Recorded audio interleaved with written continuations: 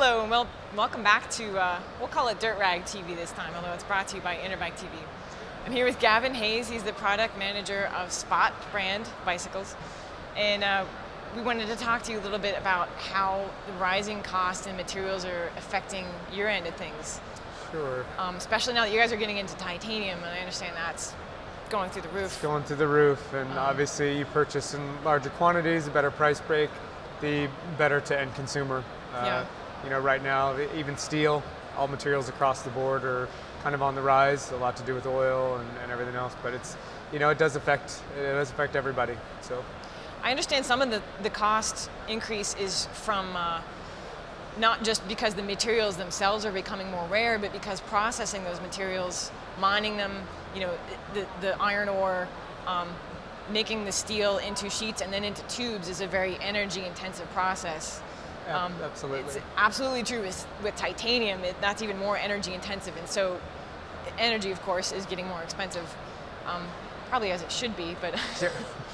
what kind of price increases have you seen, like on just raw, like? You know, on average materials right now, it's between 8 and 15%. It's kind of all over the board. Just depends on who the manufacturer is. We actually had to go out and resource our tube sets for next year for some of our U.S. production bikes based on that. So we're actually, people are kind of starting to get a little bit aggressive with their pricing too. So, you know, getting some top names to come on board with our project was really important for us to kind of really retain, you know, the Spot brand image. You know, the quality. To not have to move and outsource, you know, to overseas tube sets was huge for us. So, you know, to be able to bring titanium, you know, aluminum if we want, and steel, high-end quality steel, it's back in house. True temper steel, correct? True temper, correct. Is big for us. So. Yeah. So how have you dealt with the fluctuations in the prices? Yeah, obviously pricing has to go up. We all lose when pricing goes up. So the end consumer, the manufacturer, the dealers, everybody's affected by that. So hopefully, you know, we see some change here in the near future, but you know, we all have to kind of change with what's going on. So. Yeah. On the other side of that, Spot is making commuter-style bikes. We saw that pretty interesting-looking black bike in your booth. Yes, it's the Highline. It is a 3-speed internal belt-driven bike. We've been kind of harvesting this technology in cooperation with Gates Corporation. We share some patents with them for Carbon Drive Enterprises, which is kind of, we feel from a maintenance standpoint, it's a sustainable drivetrain. It's gonna last a lot longer. You know, but the bike in itself is steel. It's 4130 steel.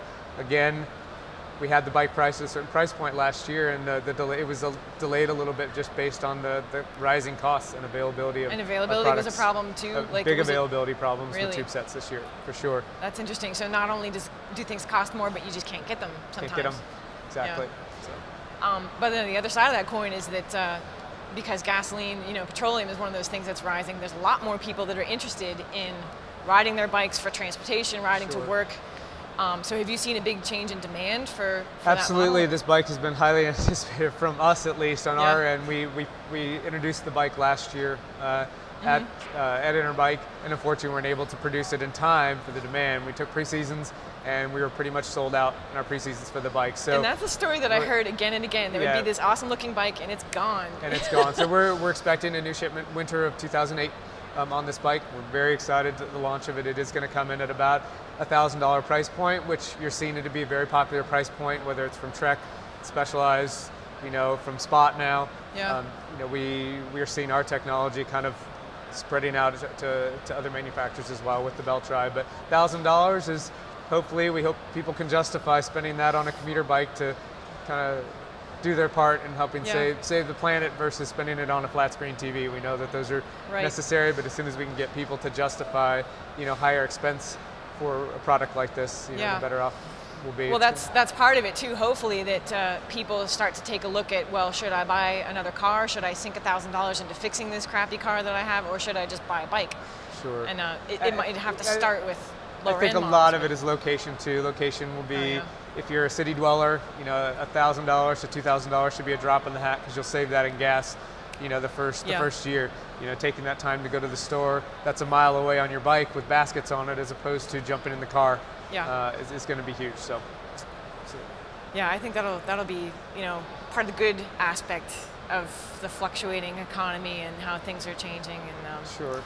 Do you guys have any other commuter models in the works? Are you going to expand? You know, we're continuing to talk about it. Obviously, steel is a very sustainable product if it's taken care of, and those who are huge bike enthusiasts love steel for its ride quality. It's very comfortable. Is it the perfect material for a commuter bike that's going to live outdoors 24/7 all year round? Maybe not. So we'll keep you posted. But we got a lot of good things in the works, not only with the belt drive, but with commuter bikes in general. We really want to commit to that side of our business. We still want people to know that we are a cool handmade bike company, but at the same time, we feel that we need to do our part in offering some affordable options for commuters. And that's another aspect of it for you guys. You know, you had always been a handmade brand. You are doing some mass production, but that's in the purpose of that is to get more bicycles into people's hands more efficiently, cheaper, more quickly. Which I think, you know, if someone's just getting into commuting for the first time, they're not going to say, okay, I want a handmade bicycle for $4,000 or $5,000. Sure, and I wish we had the ability in the U.S. to produce a handmade product that could be, $500 or $600 and make it totally affordable. But it's just not the company.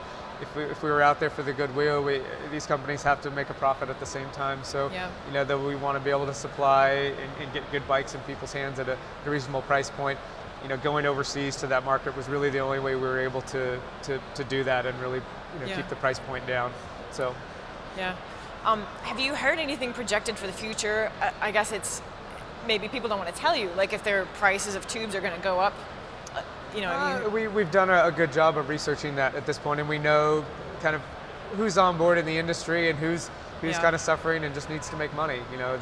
There's a lot of competition between Reynolds and True Temper and Nova, and there's a lot of players in the business. And for us, we feel to satisfy our niche market here in the U.S., using True Temper was just a smart buy for us. And then we continue to use high-end 4130 steel overseas in our bikes. And if we move to aluminum or some other product later on in the future, we'll have to address that at that time. So, but there's really no clear sign that, hey, our prices are going to go up, or hey, there's people that are trying to capitalize on the increase just for the sake of capitalizing, not really manufacturing costs are going up for them, but we'll see. It seems as there's almost, the bike industry is pretty friendly in terms of just trying to get things done the least fuss possible, the best way for everyone involved.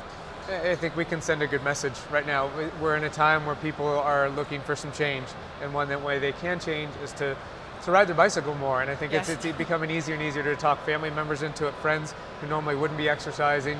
Ride your bike to the gym instead of driving your car to the gym if you're going to go work out, depending on how close you live. And I think we're in a time of change, and I think everybody see it here. I feel the buzz here at the show that people are really wanting to commit to commuter bikes and know that there's a need in the market for it. Not only for bike companies to stay afloat and make money, but simply to it feels good. It feels good to be giving back to our sport a little bit. So.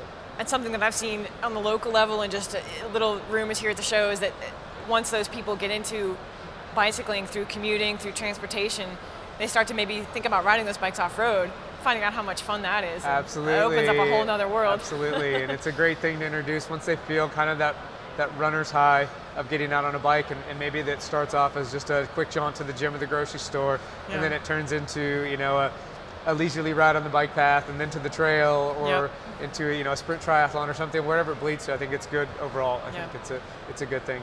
So. Well, thank you very much, Gavin, for coming on our little program here, or your annual program. Thank you. We don't have it very often, but it's good to see you. Good to see you. And I'd just like to mention that be on the lookout for some spot bikes in the pages of Dirt Rag. Our new issue is having our literature contest winning story. The prize for that contest is a Spot longboard bike, and just found out that the bike that is displayed in the Spot booth is the actual bike that will be given to the winner, Ryan Smith. And boy, is he psyched about that. Well, we're excited to get into his hands. So it's a great story. Okay, thank you very much. Thank you. I think that's it. That's it.